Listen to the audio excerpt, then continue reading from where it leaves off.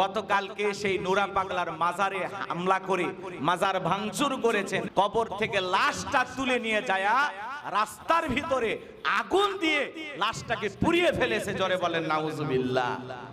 আবেগ থাকা ভালো, কিন্তু কিছু কিছু আবেগ আমাদেরকে ধ্বংস করে দেয়। কথা বলেন ঠিক কিনা? ইসলাম কখনো কবর থেকে লাশকে উঠিয়ে পুড়িয়ে ফেলাকে ইসলাম সমর্থন করে না। আমরা গতকাল থেকে দেখতে পাইতেছি সোশ্যাল মিডিয়ায় রাজবাড়ী জেলার গোয়ালন্দ থানার একটা ঘটনা। সে এলাকার নুরুল হক নামের একজন নুরাল পাগলা ইন্তিকাল করেছেন। তার মাজার এমন ভাবে করা হয়েছিল, কাবা ঘরের আদলে 12 ফিট উঁচুতে তাকে কবর দেওয়া হয়েছে।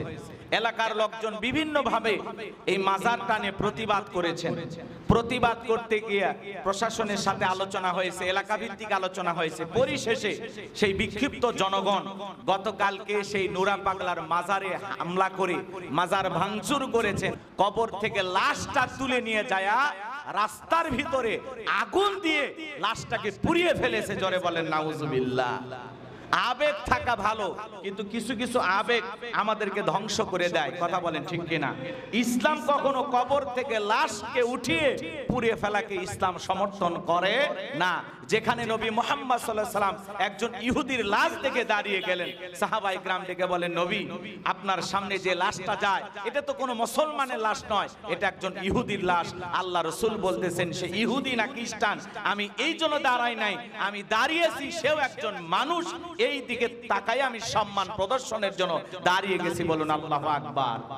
আর যেখানে একজন মুসলমান সে ইমাম মাহদি দাবি করেছিল, সেই 80-র দশকে নিজেকে ইমাম মাহদি দাবি করেছিল, অনেক বিভ্রান্তিকর বক্তব্য দিয়েছিল।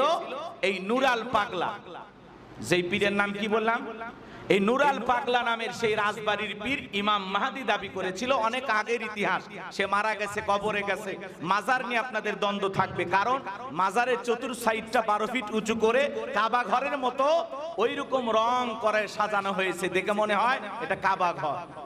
এই যে অতিরঞ্জিত কবর পূজা, মাজার পূজা, এটা নিয়ে আপনাদের দ্বন্দ্ব থাকবে, বাড়াবাড়ি থাকবে। এটা নিয়ে আলোচনা হবে, সুস্থভাবে এটা নিয়ন্ত্রণ করতে হবে। এলাকা ভিত্তিক পরামর্শ করে কি সমাধান করা যায়, সুন্দর একটা ব্যবস্থা করতে হবে। কিন্তু কবর থেকে লাশকে উঠিয়া রাস্তার উপরে সেই লাশ পোড়ায়া দিবেন, এটা ইসলাম সমর্থন করে না। এটা যারা করেছে নিঃসন্দেহে তাদের তওবা করা উচিত। কথা বলেন ঠিক কিনা? কারণ অতিরঞ্জিত কোনো কিছু করা যাবে না। এমনিতেই বাংলাদেশের অবস্থা খুব একটা ভালো না। এই চলমান ইস্যুকে কেন্দ্র করে কবর থেকে লাশ পুড়িয়েছেন। বহির্বিশ্বে কি বার্তা দেবে? বহির্বিশ্বে কি বার্তা দেবে যে বাংলাদেশের মুসলমানেরা দেখেন তারা জঙ্গি হয়ে গেছে, কবর থেকে মৃত মানুষের লাশ পুড়ায়া দিতেছে। বহির্বিশ্বে আমাদের বদনাম ছড়াবে।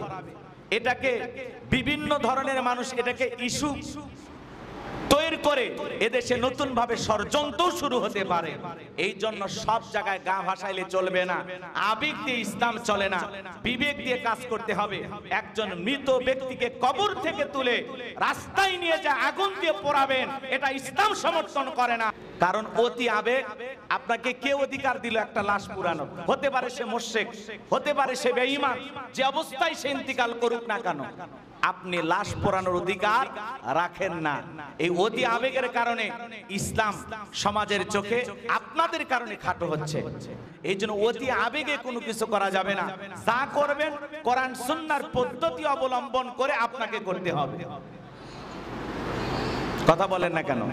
কবর থেকে লাশ উঠে নিয়ে যায়, লাশ পুরানো যাবে, এটাকে ইসলাম সমর্থন করে? এটা ইসলাম সমর্থন করে না। যারা এই কাজ করেছেন অতি আবেগে, তাদের দুঃখ প্রকাশ করা উচিত, জাতির সামনে ক্ষমা চাওয়া উচিত। কারণ এই আবেগের কারণে ইসলাম হাসির পাত্র হয়ে যাবে। সমাজের চোখে, বহির্বিশ্বের দরবারে বাংলাদেশের সুনাম নষ্ট হবে এবং ইসলাম নিয়ে মানুষের কাছে ভুল মেসেজ পৌঁছে যাবে। এই জন্য আল্লাহ পাক যেন তাদের হেদায়েত দান করেন। জোরে বলেন আমিন।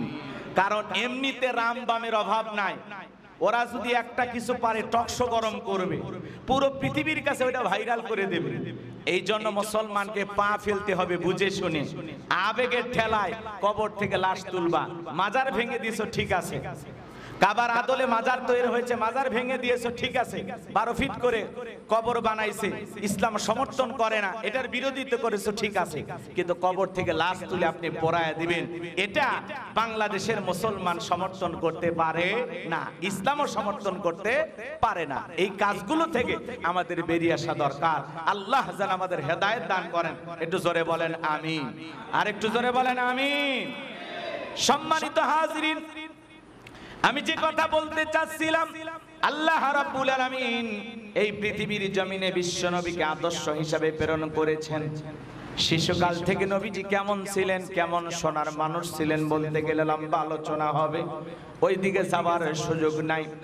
নবীজি শিশুকালে 6 বছর বয়সে মাকে হারিয়েছেন, 8 বছর বয়সে দাদাকে হারিয়েছেন। দাদা ইন্তিকালের পূর্বে তার কলিজার টুকরা সন্তান আবু তালেবকে ডেকে বলে, বাবা শোনো, এতিম ভাতিজার দায়িত্ব আজ থেকে তোমাকে দিলাম। 82 বছর বয়সে আব্দুল মুত্তালিব ইন্তিকাল করলেন। চাচা আবু তালেবের ঘরে বিশ্ব নবী যখন লালন পালন হতে লাগলেন, নবীজির বয়স যখন 12 বছর, ব্যবসায়িক কাফেলার সাথে বিশ্ব নবী সিরিয়ার দিকে রওনা করেছিলেন। পথের মধ্যে জিরজিস নামের একজন খ্রিস্টান পাদ্রীর সাথে দেখা হয়ে গেল। নবীজির চেহারার দিকে তাকাইয়া আবু তালিবকে ডেকে বলে, আবু তালিব বলো তো এই ছেলেটা তোমার কে হয়? আবু তালিব বলে, এটা আমার বেটা। ওই খ্রিস্টান পাদ্রীটিকে বলে, না আবু তালিব, তুমি যা বলতেছো মিথ্যা বলতেছো, এই ছেলে তোমার ছেলে হতে পারে না। বলতেছে, এটা আমার ছেলে না, এটা আমার ভাতিজা। বলে, হ্যাঁ, কারণ আমি যতটুকু জানি এই ছেলের মা বাবা দুনিয়াতে বেঁচে থাকার কথা নয়। ও আবু তালিব, যত দ্রুত পারো এই সন্তানটাকে তোমাদের কাফেলা থেকে মক্কায় পাঠায়া দাও, কারণ খ্রিস্টান ইহুদিরা যদি খবর পায় এই সন্তানের বিপদ হতে পারে, এমনকি তারা তাকে হত্যাও করতে পারে, কারণ এই সন্তান হবে আগামীর পয়গাম্বার, এই সন্তান হবে বিশ্ব জাহানের নেতা। আল্লাহু আকবার। খ্রিস্টান পাদ্রীর মুখে এই কথা শোনার পরে আবু তালিব 3 জন ব্যক্তির সাথে বিশ্বনবী মুহাম্মদ রাসূলুল্লাহ সাল্লাল্লাহু আলাইহি সাল্লামকে মক্কায় পাঠিয়ে দিলেন। এইভাবে বিশ্বনবী ব্যবসায়িক কাফিলার সাথে জড়িয়ে গেলেন 12 বছর বয়স থেকে। কয় বছর? 12 বছর বয়স থেকে। এরপরে বিশ্বনবী এক এক করে ব্যবসায়িক কাজে নিয়োজিত হলেন। বিভিন্ন কাফেলার দায়িত্ব নিয়ে ব্যবসা করার জন্য বিভিন্ন অঞ্চলে যেতে লাগলেন। নবীজি যেই কাফেলার সঙ্গে যায়, যেই মাল, যে আসবাবপত্র বিক্রি হওয়ার কথা 3 মাস সময়, নবীজি ওই কাফেলার সাথে গেলে সেই মালামাল বিক্রি করতে 1-1.5 মাসের মধ্যে সব বিক্রি হয়ে যায়। দ্বিগুণ পরিমাণে লাভ নিয়ে, মুনাফা নিয়ে তারা আবারও ফিরে আসে। বলুন মারহাবা। এই সুনাম সুখ্যাতি যখন চতুর্দিকে ছড়িয়ে পড়ল, আম্মাজান খাদিজাতুল কুবরা রাদিয়াল্লাহু তাআলা আনহা, তিনি তখন তার ব্যবসায়িক কাফেলার দায়িত্ব মুহাম্মদ সাল্লাল্লাহু আলাইহি সাল্লামকে দিলেন। আল্লাহু আকবার বলেন। নবীজি এই যে ব্যবসায়িক কাফেলার দায়িত্ব পাওয়ার পরে ব্যবসায়িক কাফেলা নিয়ে 2 মাসের মালামাল 1 মাসেই বিক্রি করে যখন ফেরত আসলেন, নবীজির আমানতদারিতা দেখে, নবীজির নম্রতা ভদ্রতা দেখে খাদিজা নবীজির প্রতি দুর্বল হয়ে গেলেন। তার বান্ধবী নাফিসার কাছে মনের কথাগুলো খুলে বলতে লাগলেন এবং নাফিসার মাধ্যমে বিশ্বনবীর কাছে বিবাহের প্রস্তাব দিলেন। নবীজির কাছে যখন খাদিজার বিবাহের প্রস্তাব আসলো, নবীজির চেহারাটা লজ্জায় লাল হয়ে গেল।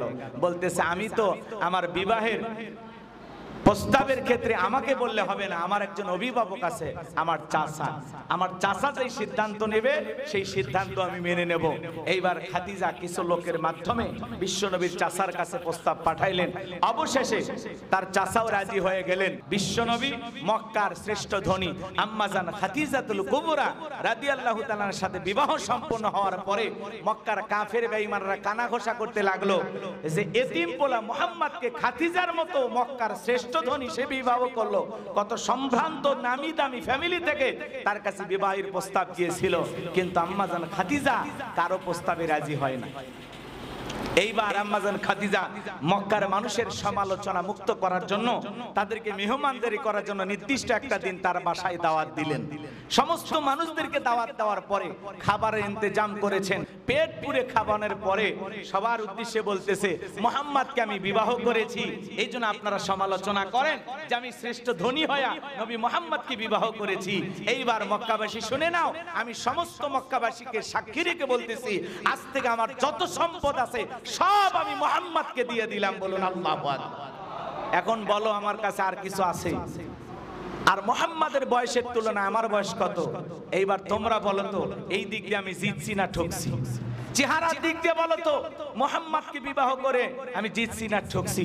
সব দিকে মক্কার বাসীরা বলতেছে সব দিক দিয়ে তুমি জিতে গেছো। সুবহানাল্লাহ বলেন।